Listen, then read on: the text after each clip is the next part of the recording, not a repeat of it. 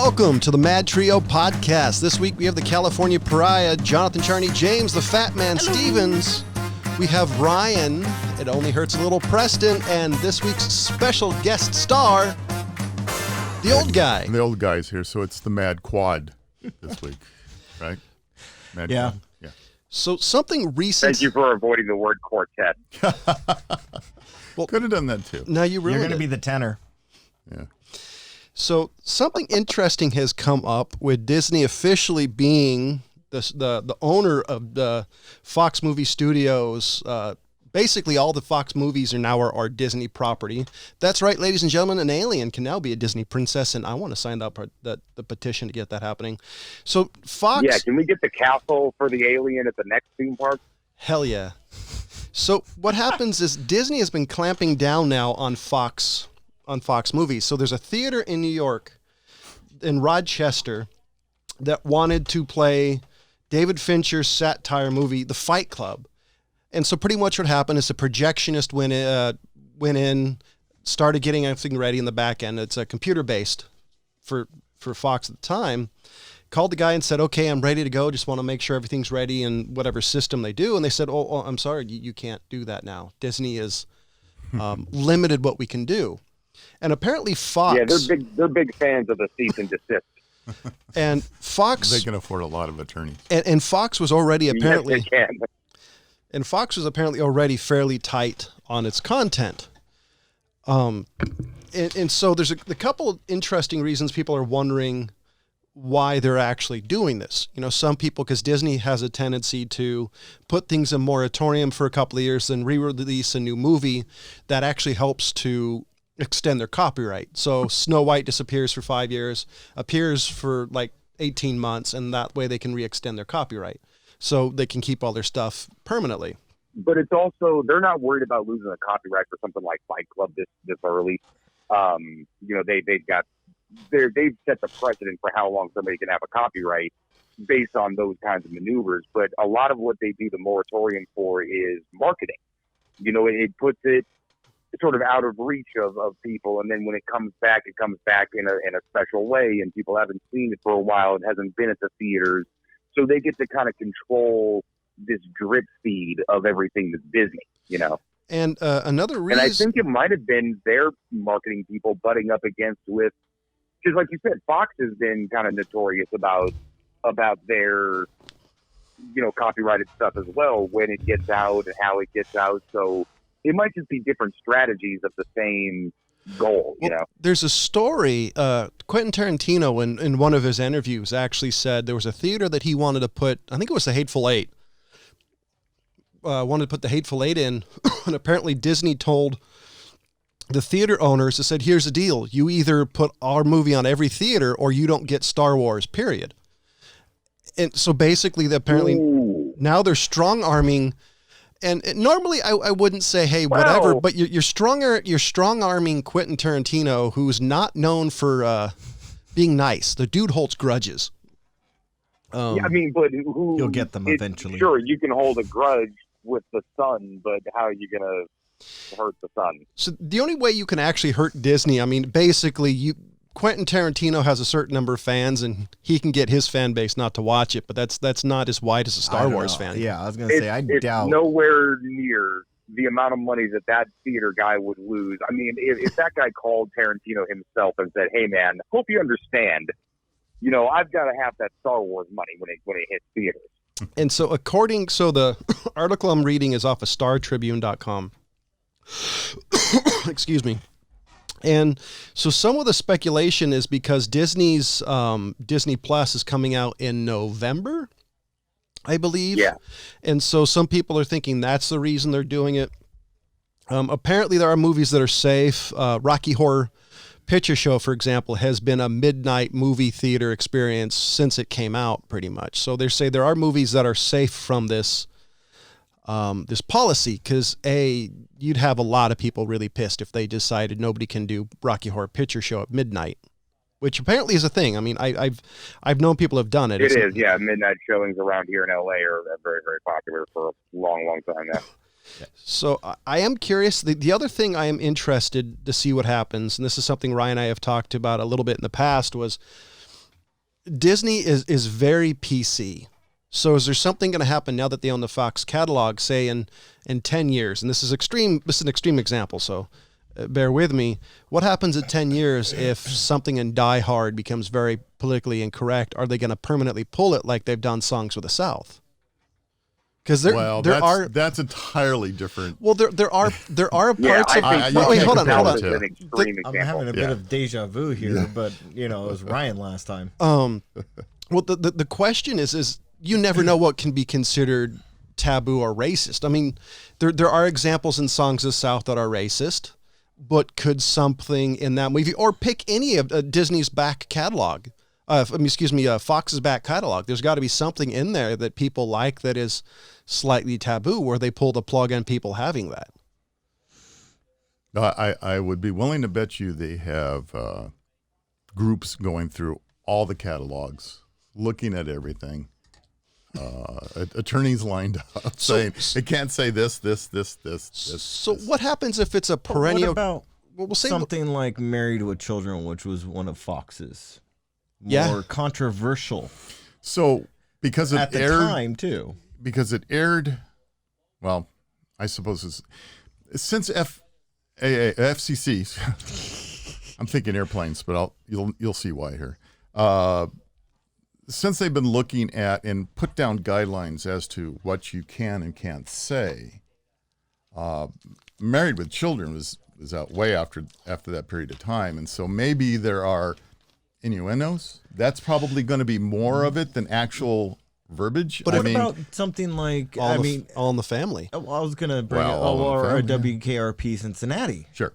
I mean, there was even things in there. Well, I think you bring up a good point. I think it's very valid. I think there's going to be a number of shows that back in the time may have pushed the envelope, shall we say? Bosom Buddies, too, is one of that one that was a little bit had different connotations. That's definitely crossing the line nowadays. I guess another maybe. I mean, there's a lot of different shows. There are a lot of shows that were on. Yeah, as John said, also All in the Family, and then there was. I wonder if Jefferson. Go back to the 50s and you start looking at some of the old westerns and things and the way they portrayed like African Americans. How many times Clint Eastwood flopped a woman in a movie? Well, there's already a youth movement. You paying attention to people who are younger than me. There's already a movement that how evil John Wayne was because he held more conservative viewpoints. So the question is, how far will they do? Now they'll go. No, you really never know with Disney, because Disney is the true entrepreneur company. They really care about is the bottom line. So if things change, they change. So, but the question is what will happen? And me being a big fan of movies and art in general, I've always been of the decision of make it available. Now they don't have to do a restoration. Here's the thing though: is yes, things change, they'll change. Absolutely correct. Bottom line, you're 100% right. But they're under no obligation to change the past either. I think the Song of the South is the extreme example, and it's not something that they're going to be doing. They have a bunch of other umbrellas that they can release those movies under. They're not all under the umbrella of Disney. What I mean? Just because Disney owns Hulu doesn't mean that everybody thinks of Disney when they think of Hulu. Well, here's where I think you're wrong. Have you seen the movie E.T.? Of course. Well, what are you talking about? That was a Steven Spielberg choice. Well, no, but here's the thing: is the fact that modifying classics has been something people have done, and Disney is not above or beyond modifying. You can blame Steven Spielberg on that exact choice, and you can blame George Lucas on the bullshit choices of changing Star Wars. I know, but what I'm saying is they've set a precedent where they could modify classics. Disney added another song to one of the previous Lion King movie releases, and the first one, and it's absolutely horrible. Horrid. Now, okay, well, here's the other thing is that it's not like right now you can't go on the internet and find you a copy of Songs of the South. But see, the question is, what if I want an actual official release, not a bootleg, not something What's the difference? You're not going to get it. Well, what's the difference is the fact that now Songs of the South will never come out. Disney has said so. The daughter of the guy who played Uncle Remus, who in the Songs of the South was an African-American slave, she herself has said, I want to show my daughter what my father did.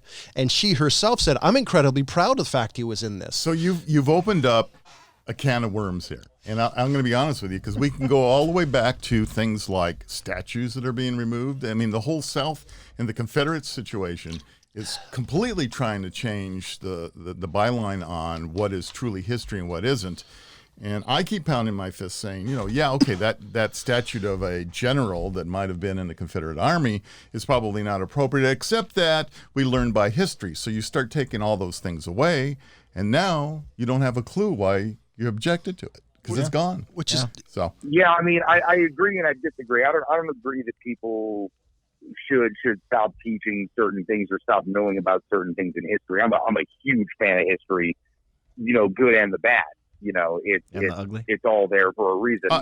And that's my point. I think that's the mistake that's being made, is that we're going around changing things. The other side, though, where I feel like there's a veneration that happens when you put up a statue.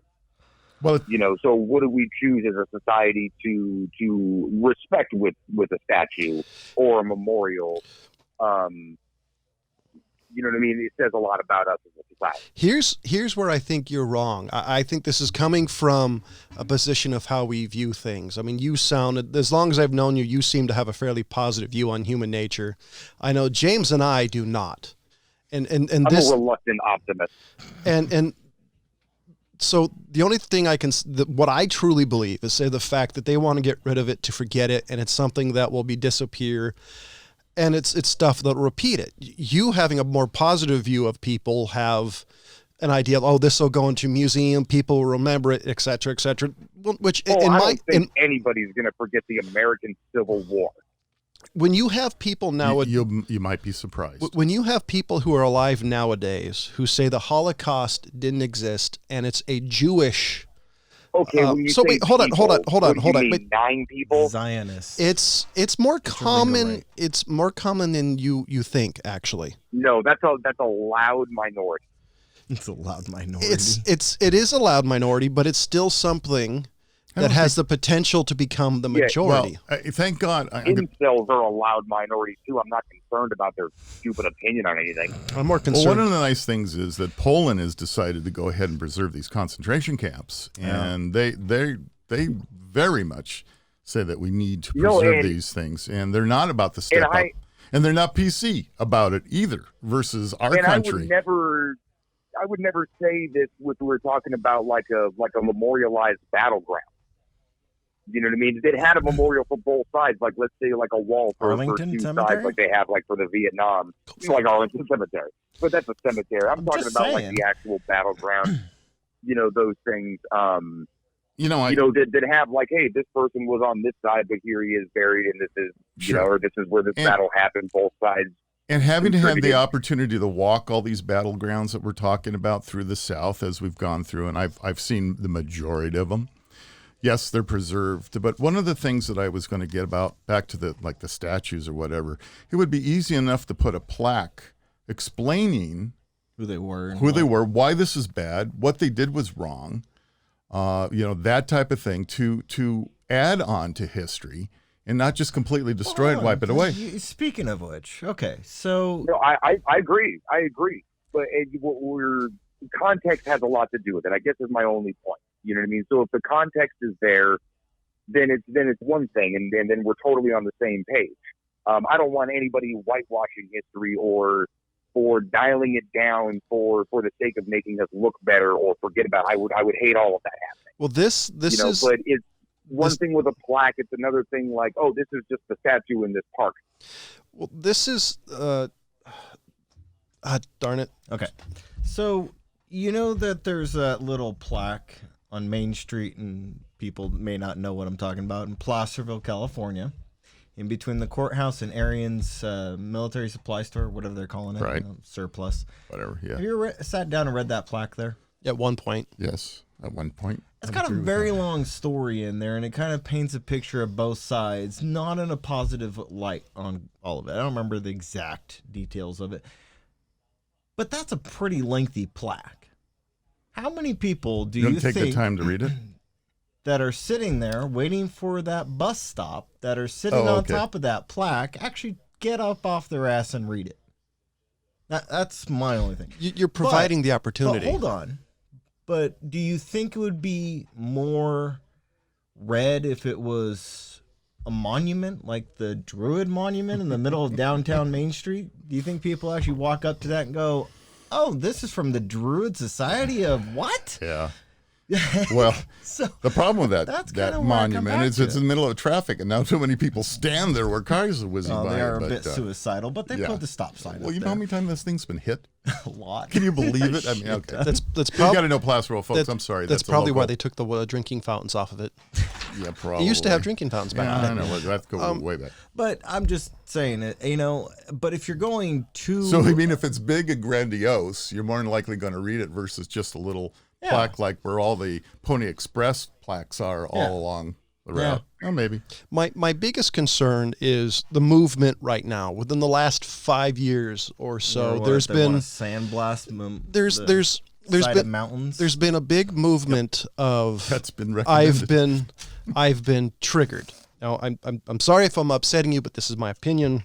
Wait to listen. Is the to this fact anyway, that don't worry. there's people. We got a bigger audience than you think. Oh, okay. There's we got 2 people. There's Whoa, it's double. there's people that because they're offended, it shouldn't be there. And that's right now, that's my biggest worry, that because there's a movement of people who get upset at things, that we're going to destroy history because a small movement in history, like, and that's the part and I could see that happening because that's part. I totally agree, in as much as, like, that's the thing that worries me, is the sort of recreational offended people, the ones that seem to be doing it like it's their job. You're under you have no right not to be offended. These people, that's not what any free society has ever been about. I mean, these people. You have your right to an opinion, but like you said, the people that are offended and then need something done about it, this vitriol that's behind it, the how dare you, my poor eyes. I mean, these people are marching that's the part around. that bothers me. These people are marching around monuments like Carrie Nation walked into bars with a hatchet. I mean, they're just okay, but that's not. I don't think that qualifies to a certain degree. I mean, I guess it's a case by case thing. I would feel bad if really legit, memorials to what happened in a particular place were caught in the crossfire of what I'm talking about. I'm just talking about, like, there's a statue of General Lee in a town square. So, like, okay, who do we choose as a town to venerate with the statue? Apparently this guy. Like, that's what I disagree or agree with the people who are like, why the hell do we have this statue here? So okay. We've got how many tens of thousands of people we could have statues to, and it's this fucking guy. So James is going to have one more point. We're going to change subjects because we did a show on this already. Well, we did a show on it and didn't go anywhere, recording-wise. Anyways, so what I was going to bring up is I just kind of had a revelation on this thing. So, do you guys, I forget the lady's name, but the founder of MAD, Mothers Against Drunk Driving. Now, she started a movement, I know where you're going and with this. she had a point that she wanted to make. She didn't want people, now, one of her prime examples was a guy in New York City who had 12 DUIs in like a year and still had his driver's license, still was able to drive around. What she was trying to stop were people like that, repeat constant offenders that were doing it, because she had her child die because of a drunk driver.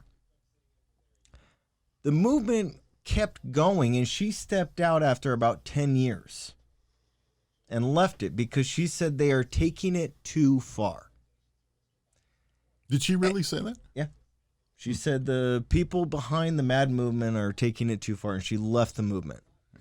And to the point where she didn't want to see people, losing their house, their kids, all that stuff. That's kind of where the movement was heading, and she left that direction. So with the thing about the internet is we all got on there, came up with things that we all had an opinion.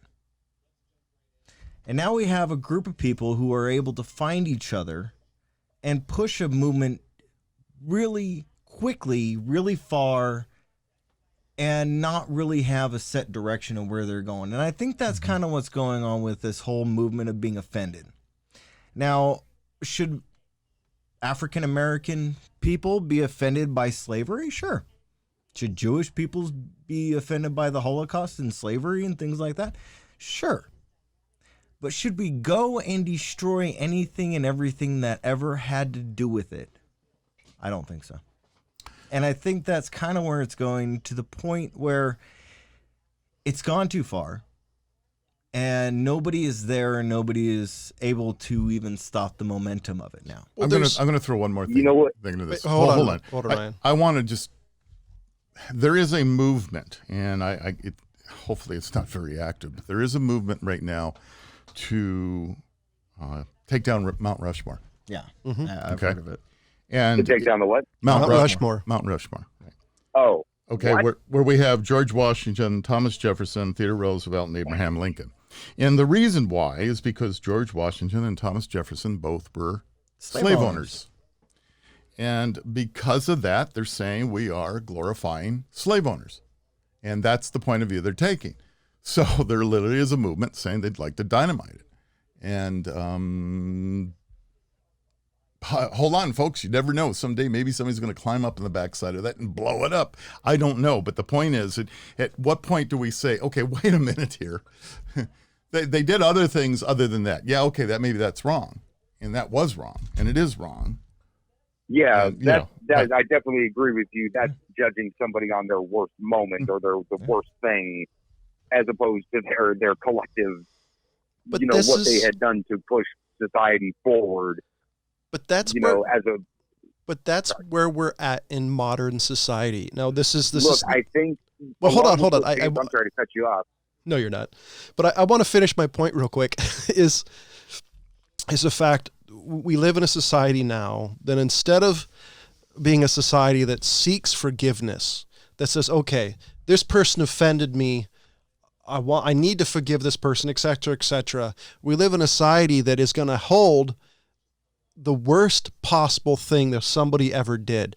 If in 1976 Joe Biden called somebody the N-word, they're going to bring it up in 2020 because how dare this white man say something 40 fucking years ago? I thought he said towelheads. This is the society. He probably did. This is the society we live in, and it's the issue because now they're going to hold something against somebody who hasn't been alive for 200 plus years. And how do you know they're not going to go? Well, how do they know they're going to any further? How do you know they're not going to say, "Well, Jesus Christ said this, so therefore we need to ban the Bible because therefore this"? So it's ridiculous. History needs to stand on its own. We don't need modern man and their hubris to say how history was wrong when nobody was fucking there who's alive today was there to see it. They weren't there to make the decisions. They weren't there to say, hey, mister, you shouldn't do that. I have no problem with saying this is what they did. This is what modern people think. But I hate how people nowadays have the hubris to say, well, they were savages and they were stupid back in the day. How dare they? And that's basically what we're doing. We're Monday night quarterbacking an entire generation of people who aren't here to defend themselves. Yeah, okay, aren't here to defend themselves, but also we definitely, especially from that time period, have enough written records and things like that, and it wasn't that long ago. To know exactly what was going on and for what reason. I think reason will win out in the day. Where people are going to not stop themselves, but maybe be stopped. I think, along with what James was saying how these small groups can just get so much steam up that they go on just off the rails so fast, is a failing on our part as a society in general, as Americans, to stop looking into anything, to be sucked in by the headline of something and realize and think that that's the only bit of information I need to go forward with my opinion. Nobody bothers to read an article anymore or find out what the person's true position is on something more than the 10-second soundbite. So part of it is us wanting to be entertained so goddamn bad that if it's longer than 5 minutes on YouTube, you don't watch it, statistically speaking. So everything has gotten into this infotainment where it has to sell or it's not worth anything at all. See, you have a more positive view on society than I do, because personally, I think we're positive. I think we're on a train running for a cliff. I personally think if things don't change within the next 5 to 10 years, it's too late, because people are already trying to change things, and I'm okay with some change. Hold on. This might be a generational thing, though. Also, the greatest generation, right? The 40s. They gave birth to the hippies, basically, because it was a swing away from their parents. It's like, okay, here's this hard nose, not having a whole lot of fun, stiff noses or stiff upper lips at all times. They went to the peace and love generation. The peace and love generation gave birth to the anarchists and the punks, who then gave birth to hipsters. I think the pussy hipsters are going to give birth to some really hard-nosed, my parents are a bunch of pussies kind of kids. You can do a lot of damage in a generation, and some of the damage they're doing now will never be fixed. And that's what I'm worried about. What's being done right now? They're destroying monuments. They're telling people they can't say this. There's a whole litany of stuff that they want to do. Hold on. Let me finish. Telling somebody they can't say something doesn't stop people from saying that. What are they doing to actually stop it? They can talk all they want. We can open up a whole discussion of, it gets back to, the fake news and the whole dynamic of going. Oh, I hate Facebook because of their nonsense. I'm with you on that for sure. Yeah, and journalism is not journalism. Back when I studied in college, and it was way back, journalism classes, we were there to be impartial. Yeah. And that was pushed heavily in these classes. And when we wrote stories, that was what it was all about. And when I was on radio and we did news stories, we were impartial. And that was the whole idea behind it. It isn't the case anymore. The whole idea. Everybody journalistic integrity. Exactly. Yeah. And that's an oxymoron right there, as far as I'm concerned. Yeah. Right. In today's society. But I think there's people who recognize that and are trying to push back so hard the other direction. All the reasonable people in the world, which I believe there are a lot of, are saying, okay, hold on, guys. Let's use our heads here.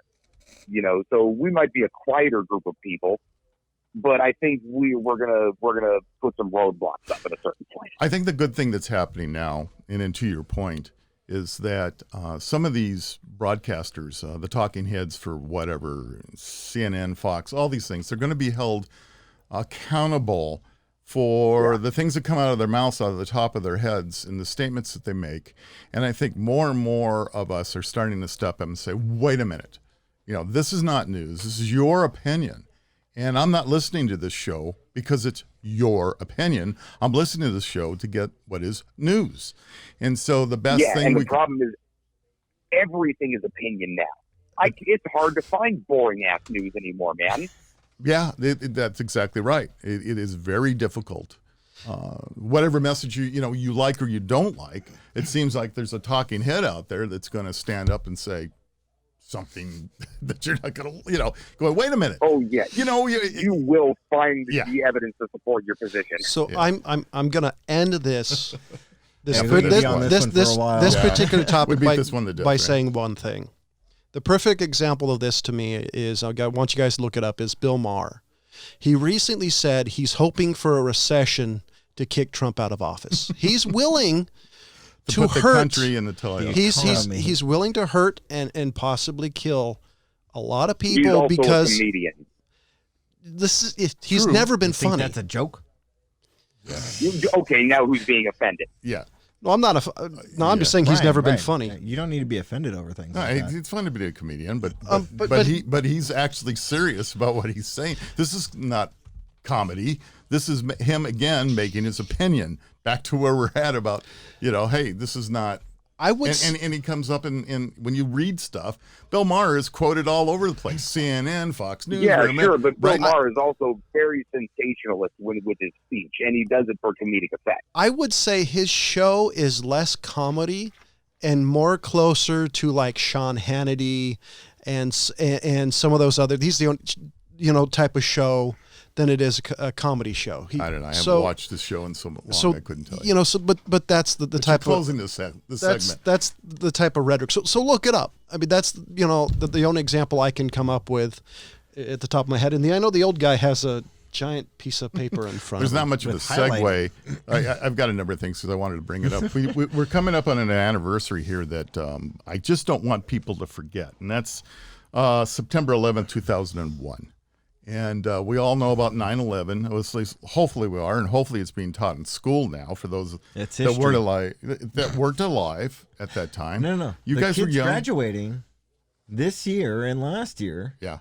Weren't even born. Well, yeah, because if you go back to 2001, it's literally history. It is. It definitely is. And the reason somebody said that to me recently, and I just told them to shut up. It's amazing. And I know you guys were young, very young. Senior year of high school. Well, okay. No, anyway, college. If you can remember, if you remember back to 2001, and you remember back actually watching these things that took place, there's a I don't care. gentleman by the name of Garrett Graff who's coming out with a book now. It's called The Only Plane in the Sky. And the only reason I bring this up is because this is the first book that's come out that talk about the behind the scenes situation that was happening at the White House, and also what was taking place in the military, as far as all of a sudden they knew that they had a hijacking situation going on. They knew that these planes had already gone into the World Trade Centers. They knew that there was a plane out there that was headed for Washington, D.C. And the chain of command as to what to do about this flight was unbelievable. And this book is got some just incredible stuff. Have you read it already? Well, it's just now coming out, That's so it's not available to purchase yet. Yeah. Okay. No, but it was just announced today, as a matter of fact, about it. And I was just reading about the book, and some of the stuff that was just absolutely fascinating. And again, if we're a fan of history, or we're a fan of what has taken place that's made history in this situation in our lifetimes, to read this book and to listen to the military, some of the actual fighter pilots that were talking about, hey, we were called that we had to jump in the airplanes. We actually had to take off before our stuff was even spooled up, ready to go. And then they're up there trying to chase this plane down, and they realize they don't have any missiles. They don't have the guns aren't loaded. They had no way of taking this plane out. And so the quote, some of the quotes from the fighter pilots were talking about the fact that they thought, okay, we're going to have to just crash into the cockpit. We're going to have to. One pilot said, I'm going to go for the cockpit. You go for the tail. And they were going to literally take this plane out in the air. And there's quotes about, I had no idea they had recordings of the hijackers when this whole thing took place, when those brave people on that flight went ahead and stormed into the cockpit and stopped the situation.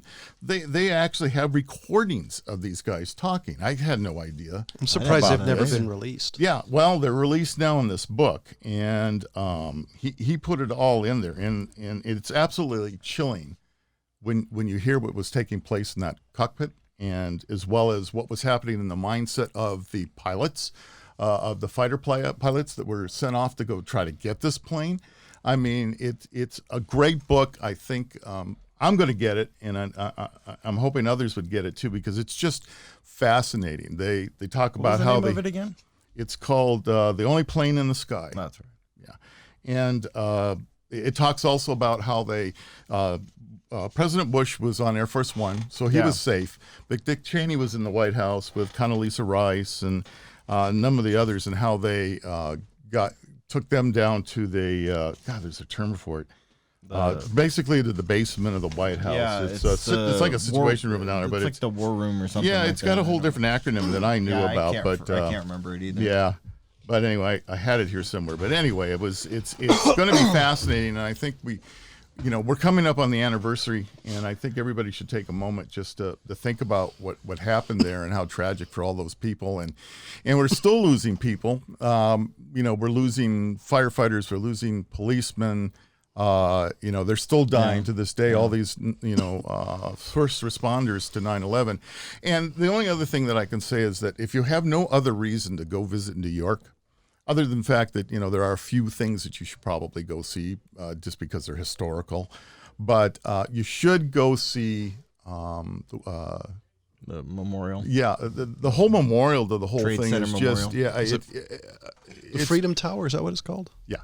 And I get choked up just thinking about it because I had the opportunity to go through it and see it. And it's very somber, and but it highlights everything. And it's just, anyway, if you have any reason to go to New York City, go to New York City to see that, plus a few other things. But I just wanted to bring it up since the anniversary is coming up, and I don't want us to forget, since we're on the topic of history.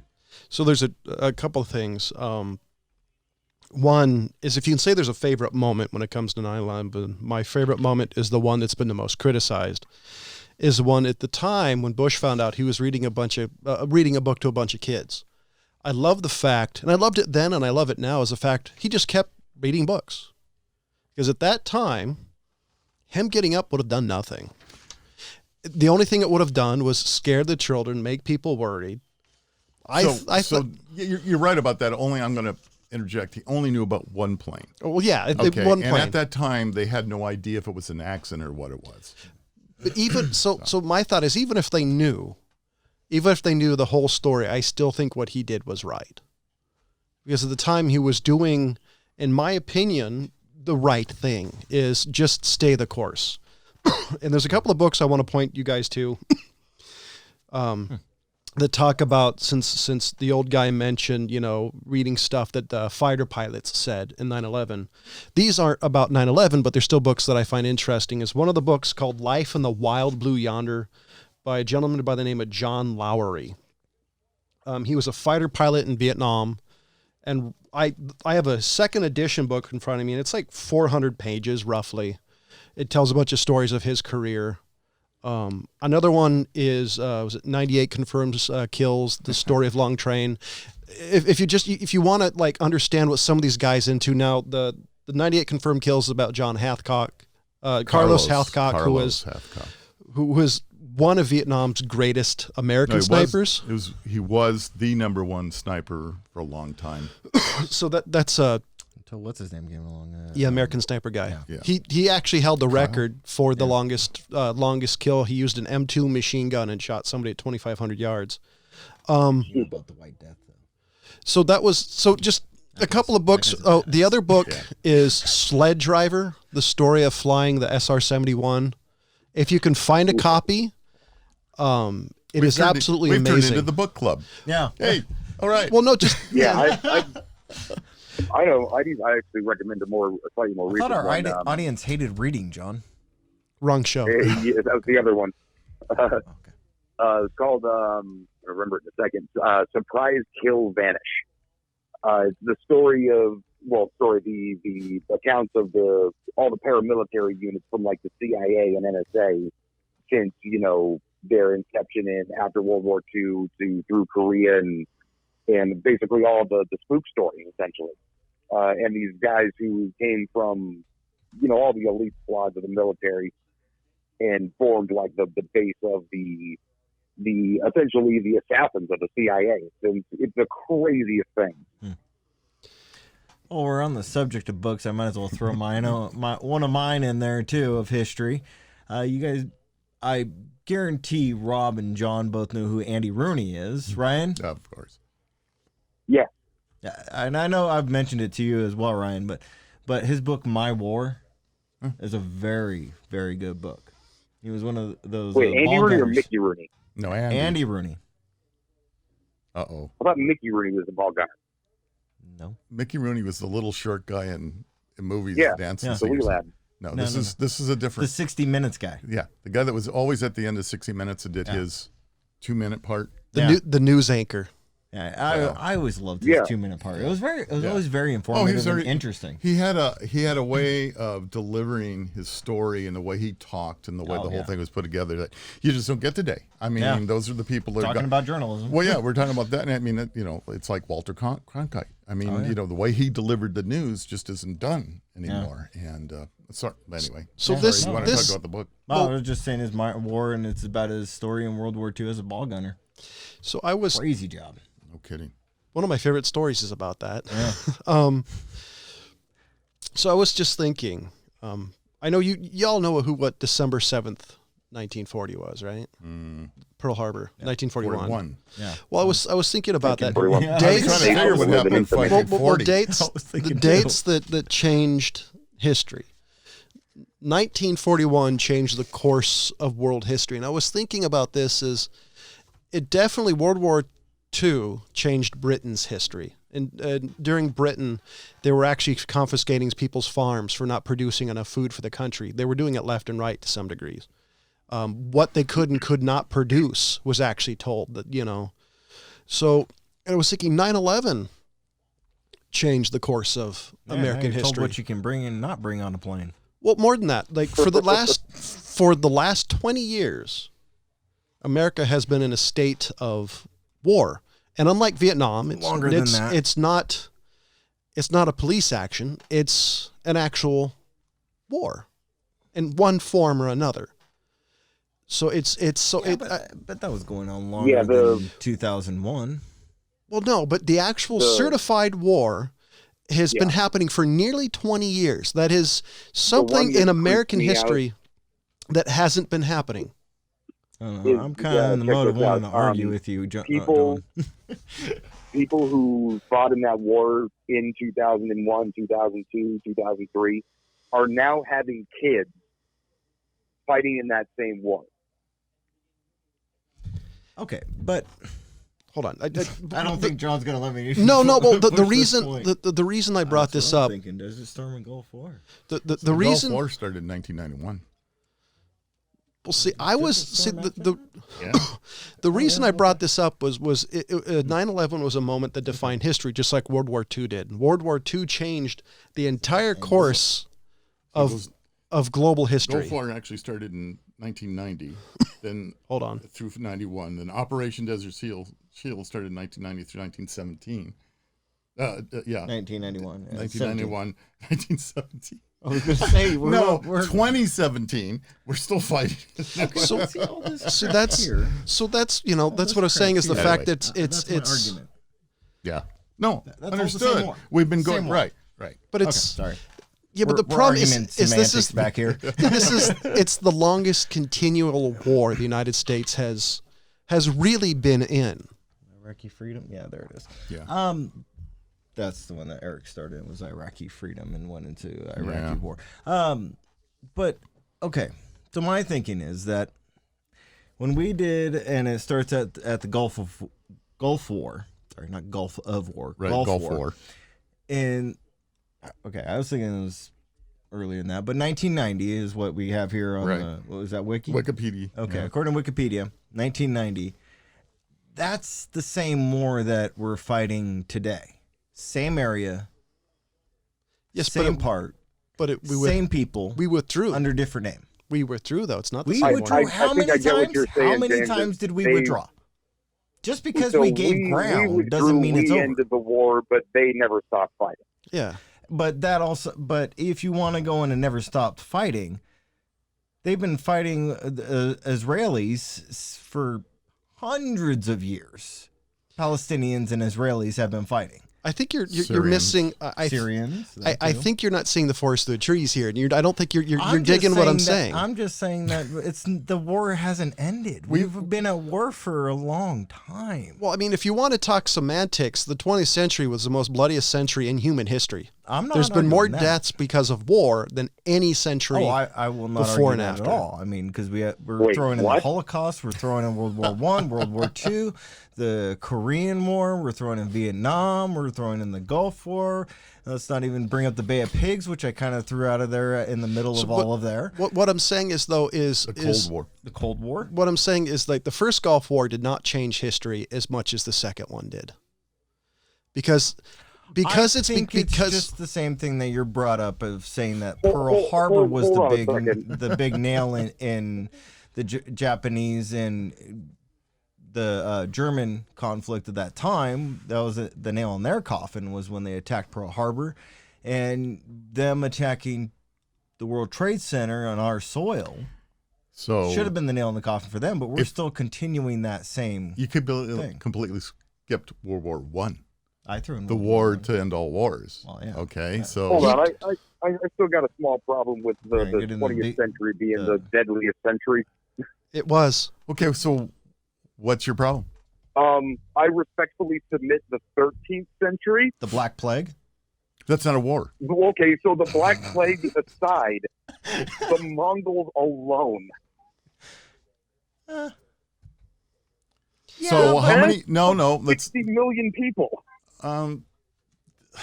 So that number's been in dispute for quite a while because Okay, conservatively, the reason. 35 million people. Well, okay, 16 million. over how many hundreds of years? You got to. Okay, let's see here. From 12, let me think. Let me remember my Mongol history here. 1217 is when Genghis Khan became the Khan. His death in 1250. That's how long.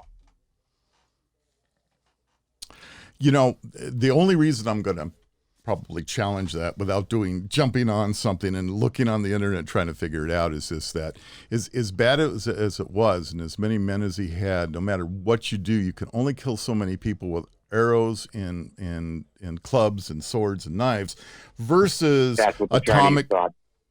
versus atomic bombs and our modern Yeah, warfare. right. and- But it's also and- about and how many people mustard are being gas. targeted. I'm sorry. Yeah, but how many people were targeted during those particular attacks? Okay, but With hold the on. Mongols, what they had on their side is they're taking out millions of people at Okay, once. but hold on. Not Okay, actually how through many- combat. But I hold mean, on. yeah. How many Yeah. people? No, wait, Ryan. Well, civilians. Also. Wait a second. Okay, if we're gonna really throw this into there of worldwide, there wasn't just the Holocaust of the Jews, and that was done by the Germans. What about the Japanese to the Chinese? Right. What about the Yeah. Congo? What about even Sure. So John was talking about the Cambodians. 20th century, what about the Cambodians? and What that's about all in Vietnam? the 20th century. Yeah. This is all in there on top of, we're not even throwing in the deaths that came from the two bombs, Hiroshima and Nagasaki, Which affected a lot more people than the and initial killed bomb. over that. The radiation Okay? deaths are still happening. Yeah. There's So there- I'm just saying, The 98-year-old if we people that are throw in left. and that's just there. That's not even account all the other little things that happen. We can even bring in the war on drugs. How many people died from that, Ryan? Okay, hold on. Just Now because you're bringing it the up. You're bringing buzzword it was up. war. You want to throw in the Black Plague. I throw in the war on drugs. No. I said Black Plague aside. Okay, no, we're You throwing it brought all up in. the fucking Black Plague. We're throwing it all in. You're bringing it up. the All right, greatest. then you know what? Checkmate. Malaria wins. All right, they've killed half Checkmate. the people ever. So that they didn't have tonic water. The greatest implement of death ever invented, in my opinion, was the Hiram Maxim machine gun. Because it really kicked off everybody trying to do mechanized warfare and high speed firearms Yeah. more than Well, anybody on else. the battlefront. Yeah. I think you're absolutely right. On the whole scope of everything. No, yeah. I Maybe. mean, I'm picking. You're right. So my question really is the fact that how 9/11 changed world history and how 1941 December 7th changed world history. My question is really what's going to happen with this? What's going to be the end result? Because reality is nothing's gotten solved. AI. We haven't won. Maybe we can fight wars through video games. And just whoever wins the Well, video but game. Did you ever watch isn't the that movie- What's called a drone? Yeah. You ever watched the movie Robot Jock? No. That was the whole- no, you actually did, but there that- have been numerous premises of that Well, scenario. The premise of RoboJock is there were no more wars, that two people and two giant robots, Right. whoever won, and that's how they settle disputes with the giant robots fighting. But I just, thinking of 9/11 always kind of makes me wondering what are going to be the end results of this. We've basically been in continuous war in one form or another. And, you know, since the first part of the 21st century has been fighting, 20 years of it at least. And every decade in the 20th century had some sort of major battle or two. So there are people throwing out another reason for all of this, and it has to do with our economy. There are people that are pointing to the fact that we need wars This is to true. keep churning out materials for wars. Wars do generate innovation. And, well, that's what got us out of the Depression. I mean, a lot of people want to say the New Deal did, but no, I got news for you. It wasn't a war. They just weren't able to New Deal with it. Yeah. But anyway, so that's a whole nother side that's coming out and saying the whole reason we're into this is simply because of economics. Velcro, Tang. Well, okay. I'm going, what did the space race have to do with this? But no, okay. all GPS, modern computers, tanks, The moon is still the United States. modern, yeah, we own it, right? modern- we got a flag plant. Microwaves. microwave, modern metal, modern. Well, they're all sure. stuff. I mean, It's all stuff that came from a lot warfare. of stuff came from war. There's no doubt about it. And and you want to get into the space race. There's another interesting thing. When we look at the amount of money that we spent, actually spent We on talked going to about the that moon. a couple years Holy ago. cow! That's insane. Yeah, when they bring it into today's dollars, it's like, we did that for what? Okay, For a little bit of space dust yeah, for a little bit of. and a Of flag. course, a lot of people say it's done on a movie set, so we never really went there. And then one of my favorite astronauts knocked some dude out because of it. Buzz Aldrin. I love that story. Buzz. It was great. A guy said that to him, and he just clocked him. And of all the people to say that to, you pick the guy who's with a And he short dropped fuse. the guy too. Oh man, he floored him, and Guy was probably like 40 years younger than Buzz, and this dude hit the floor hard. That's a great story. Buzz goes, my life was on the line for this thing, and you're trying to tell me I never went? Yeah. Well, I mean, Still crazy. we're running up to the end of the show, but that was Oh yeah. but that was something that the old guy just mentioned. Something that was interesting is the fact that'll never happen. Is the fact that if you talked about, especially when we went to the moon, nobody knew if they were coming back. The president at the time actually wrote 2 speeches. Absolutely. One saying, "Hey, we did a good job." One is saying, "I take full responsibility," and so it's another thing is the fact that After what was it, Apollo 11? Or was Apollo 11 the one that landed? Apollo 11 was That's the one that landed. It was 13 that Thank didn't. you. Yeah. Yeah. I just, I find that interesting. I was there. I know I wasn't. I'm trying to remember. I know we are we on just- Apollo 572? I find it interesting how much we changed. I mean, one of my all-time favorite TV presenters and ladies in general passed away chasing her dream. In the moment I can't. Something Combs. I'm sorry. My please forgive me. I don't remember her. I don't think she will forget. Jessie Combs. Oh. Oh, you mean the lady? Oh yeah. She was a TV Yeah. presenter. So I originally saw her on one of the Power Block TV shows, and she was a speed Overhaul all around. Mythbusters. She was on a lot of stuff. And she was one of these chicks who was always striving to get girls in automotive, and she was all around a general good role model. Didn't know anything about her personally, but from everything I've ever read, she always seemed like a cool chick, and she was somebody who was chasing her dreams. And somebody said something about her death that I actually thought was pretty cool. He said, "We all wish she was here, but she died doing the one thing she would have wanted to die on." It's like, you got to give her credit. She chased her dream and ended up losing her life on chasing a dream. That's whenever you go out and you push the envelope, so we speak, whatever it may be, definitely on the ragged edge. yeah, there is a possibility, that you're gonna die, and unfortunately, it happened.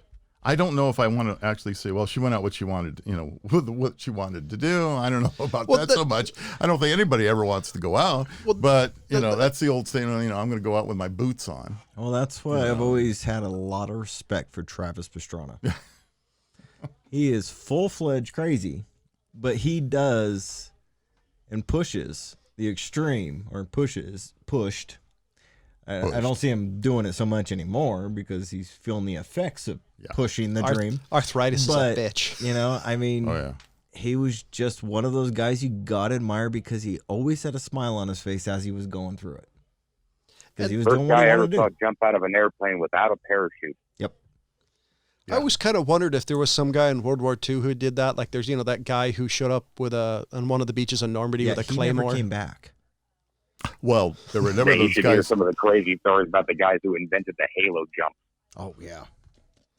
Yeah. Well, that's going to have to be a story for a another different day. Yeah, okay. So, ladies and gentlemen, for the California Pariah, for the Fat Man, for Ryan, it hurts, Preston, and the old guy, as always, thank you for listening. So that's the last thing. Goodbye. Sorry, I was bringing this up the road.